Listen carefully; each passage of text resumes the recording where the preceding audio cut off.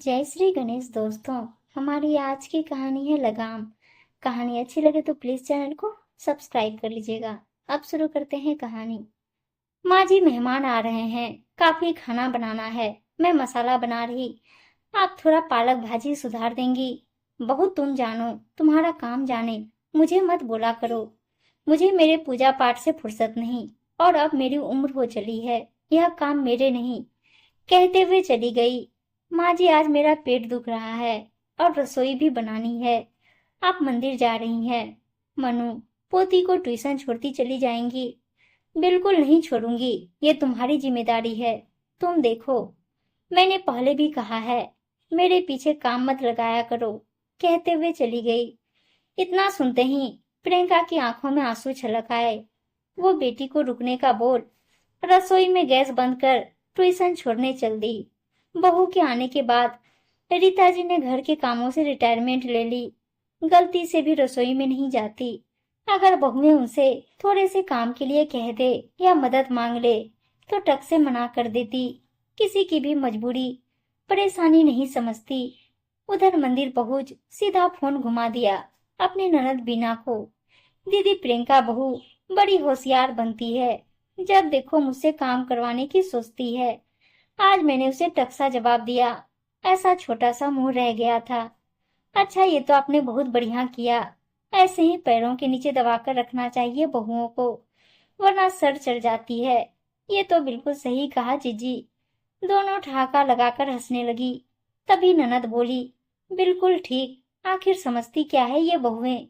हम सासों को फालतू रोटी तोड़ने वाली बुढ़िया या काम वाली बाई। बहुत खूब सुनाया, अब कभी ना कहेगी। दोनों फिर हंसने लग गई। ये है रीता जी, जिनकी एक बहू है प्रियंका। बहू के गृह प्रवेश के साथ ही सास रीता जी गृह कार्यों से छुट्टी ले चुकी है। अब कभी बहू इनसे मदद मांगती है तो ये पहली बार में ही मना कर देती है, जिससे दोबारा कोई इनसे कुछ कहे नहीं। वे अपने पति से कुछ कहती है तो वो कहते हैं, मेरी माँ बूढ़ी हो गई। बताओ, 55 साल उम्र की माँ बूढ़ी हो गई, पर दिखने में तो एकदम स्वस्थ है। खाना पीना भी बराबर करती है, घूमने फिरने में नागा नहीं करती। असल में उनको बूढ़े होने का एहसास उनकी ननद बीना करवाती है, जो रोज फोन कर उनके कान भरती है। कहती अपनी बहू पर शुरू से लगाम कसकर रखना, वरना हाथ से निकल जाएगी। नौकरी तो बिल्कुल करने मत देना, वरना तुम घर के काम करते करते नौकरानी बन जाओगी और ये सब घूमती फिरती नजर आएंगी। भाभी, तुम बूढ़ी हो गई हो, अपना ध्यान रखा करो, ना कि घर के कामों में लग खुद को घिसा करो। बहुत कर लिया जवानी में हम लोगों ने घर के काम, अब आराम करने की बारी है। घर के काम बहू करे, हमें क्या। रसोई में झांकने कभी मत जाना, बल्कि परसी थाली ही खाना और रोज बहू से पैरों की मालिश करवाना। देखो, मैं ये सब करवाती हूँ, कितनी सुखी हूँ। मेरी बहुएं मेरी आंखों के इशारे पर चलती है। बस रीता जी अपनी ननद की बातों में आकर अपनी बहुओं पर दिन रात हुक्म चलाती। इसी वजह से बहू का नौकरी करना तो दूर, उनका घर से निकलना, मायके तक जाना मुश्किल कर देती। और अपने किए पर यह सोच खुश होती कि मेरी कितनी चलती है इस घर में। मगर वो नहीं जानती कि अपनी इज्जत अपने हाथों से गंवा रही है। बहू से सम्मान तो मिल रहा था, मगर बेमन से। एक रोज रीता जी बोली, मनोज, मेरी सहेली सुधा का परिवार गोवर्धन परिक्रमा के लिए जा रहा है, वो मुझे भी ले जा रही है। बड़े पुण्य का काम है, मना नहीं कर सकी। और मेरा भी बड़ा मन है। बेटा, तू ऐसा करना, मिष्ठान भंडार से 1 किलो सोन पापड़ी, 1 किलो रतलामी सेब ला देना।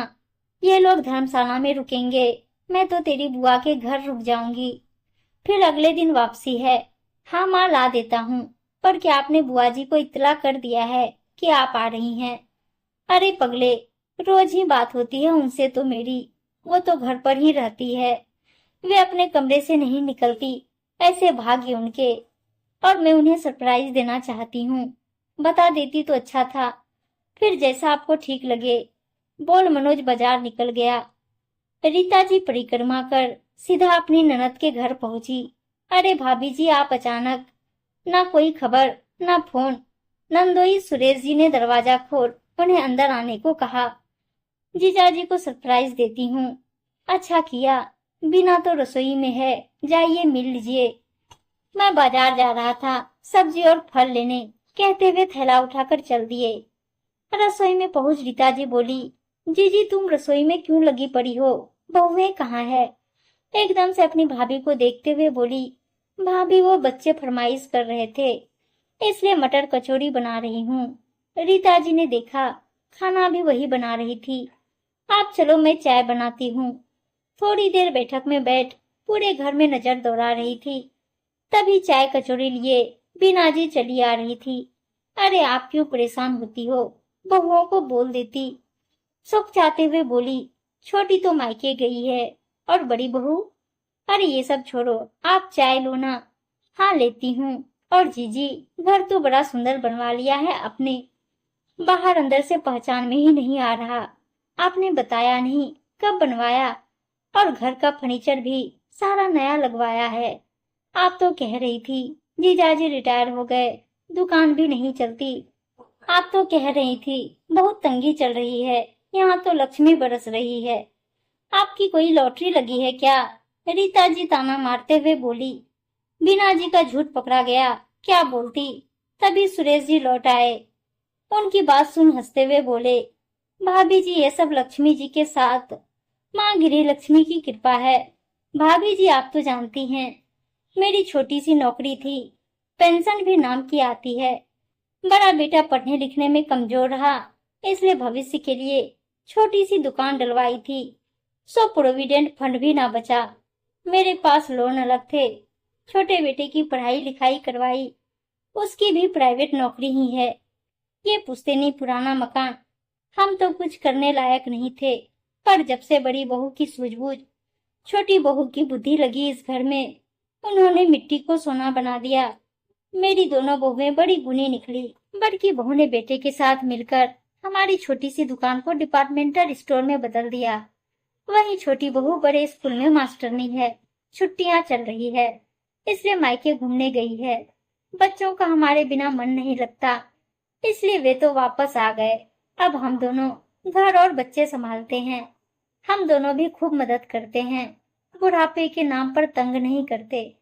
हमारे तो भाग्य दोनों बहुओं के आगमन से ही खुले हैं। साथ में पोते पोतियों के सुख भी ले रहे हैं। हमने बेटे बहुओं को किसी नियम कायदे कानूनों में नहीं बांधा जिससे कोई झगड़े हो, कोई घर छोड़कर जाने की सोचे।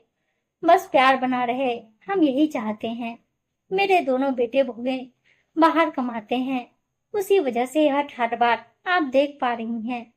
और हमारी श्रीमती जी अपनी बहू का बहुत ध्यान रखती हैं, तभी वे भी हमारी परवाह करती हैं, खूब मान सम्मान देती हैं। अपने नंदोई की बात सुन रीता जी के होश उड़ गए।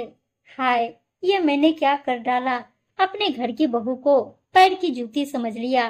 वो तो मेरे सिर का ताज है, साक्षात लक्ष्मी का रूप है। उन्हें प्रियंका की कहे शब्द याद आ रहे थे। वो अपना ब्यूटी पार्लर खोलना चाहती थी, कितना गिड़गिड़ाई थी अपने सपनों को पूरा करने के लिए। बहू के आंसू को देखकर भी पिघली नहीं थी। मैं पत्थर दिल सास। आज उन्हें बहू के कहे शब्द याद आ रहे थे।